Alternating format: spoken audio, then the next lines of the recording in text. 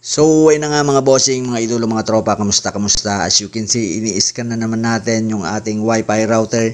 Makikita na naman natin dito yung mga kahina-hinalang users, mga devices na actually dapat hindi naman nakakonect sa ating network, sa ating internet connection. At the end of the month, syempre tayo rin lang yung magbabayad ng ating internet connection. At ito pa, kapag sobrang dami nang nakakonect sa ating Wi-Fi, syempre babagal ito. Hindi natin masusulit magagamit yung tamang speed na binabato ng ating internet service provider, mga tropa. As you can see, 13 na naman yung stranger devices, mga tropa, and then yung online devices is 9. Ito yung mga currently nakakonect ngayon sa ating Wi-Fi modem, Wi-Fi router, mga tropa. So napakadali lang nung application natin ngayon, mga tropa. Napakasimple, simplified application kung saan pwede nating i-block kaagad yung mga connected na mga devices, yung mga unwanted devices na nakakonect sa ating Wi-Fi router. Tulad ng nakita mo sa ating title, nakita mo sa ating thumbnail, nabasa mo sa ating title, paano nga ba i-block yung mga connected na stranger devices or mga unwanted devices sa ating Wi-Fi network, sa ating Wi-Fi modem.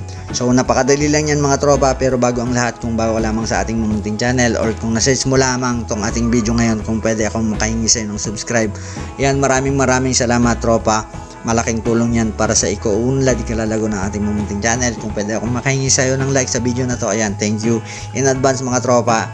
Ayan, pupunta na tayo sa ating Play Store, and then hahanapin lang natin yung tinatawag na Wi-Fi theft detector. So yun yung ating word na hahanapin dito. So Wi-Fi theft detector, mga tropa, and then hit lang natin yan, mga tropa. And then itong kulay blue, mga tropa, itong nasa left side niya, mga tropa. So ito siya. So tatap mo lang yan, mga tropa. So as you can see, ang taas ng kanyang ratings, mga tropa. So 4.4 na siya. And then yung kanyang download is legit, mga tropa. 5M na siya, mga tropa. So yan, wala na ang paligoy-ligoy pa. So open natin ulit, mga tropa, no? So after mong ma-install, tropa, open mo lang yan, mga tropa. And then i-scan na niya. Siyempre kukonect ka muna sa ating modem, sa ating Wi-Fi router, mga tropa. So yan, nakakonect na ako kanina. And then yan, i-scan na automatically, mga tropa. I-scan na niya kaagad kung sino yung mga unwanted devices or mga hindi naman dapat nakakonect sa ating Wi-Fi, mga tropa. So ayan, napakaraming stranger na naman, mga tropa.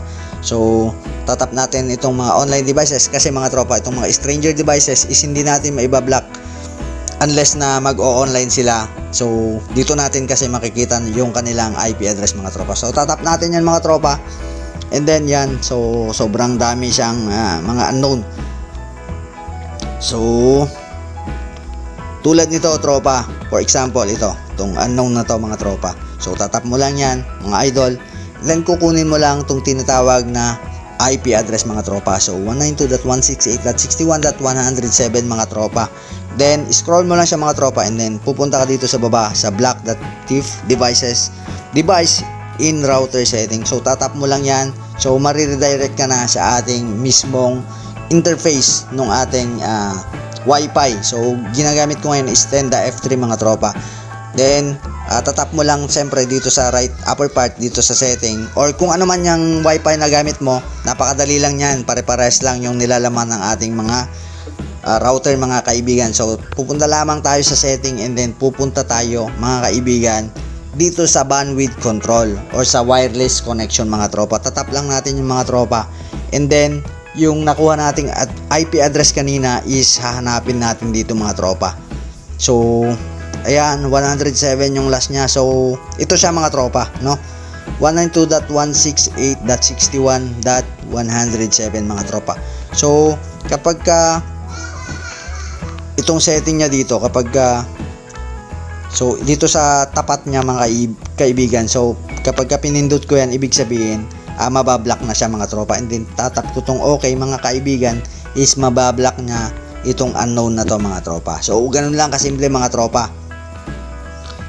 So ang hanapin mo lang, mga tropa, is hanapin mo lang yung word na bandwidth control, mga tropa, or yung wireless connection, and then makikita mo doon yung IP na nakuha natin kanina. And then napakasimpleng gagawin mo is ibablock mo lang. So napakasimple kasi dito sa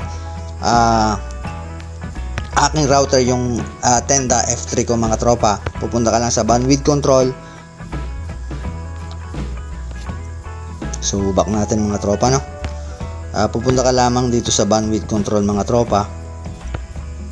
So tatap natin yan, and then hahanapin mo lang yung IP na nakuha mo, and then bablock mo na siya mga tropa. So kapag may katanungan ka mga tropa, comment down below lang dyan, or message mo ako sa aking personal FB account, and then tuturuan kita kung ano man yung router na gamit mo dyan. So sana may natutunan ka sa ating vlog ngayon. Ayan, kita-kita tayo sa ating mga susunod pang mga content, mga tutorial. God bless.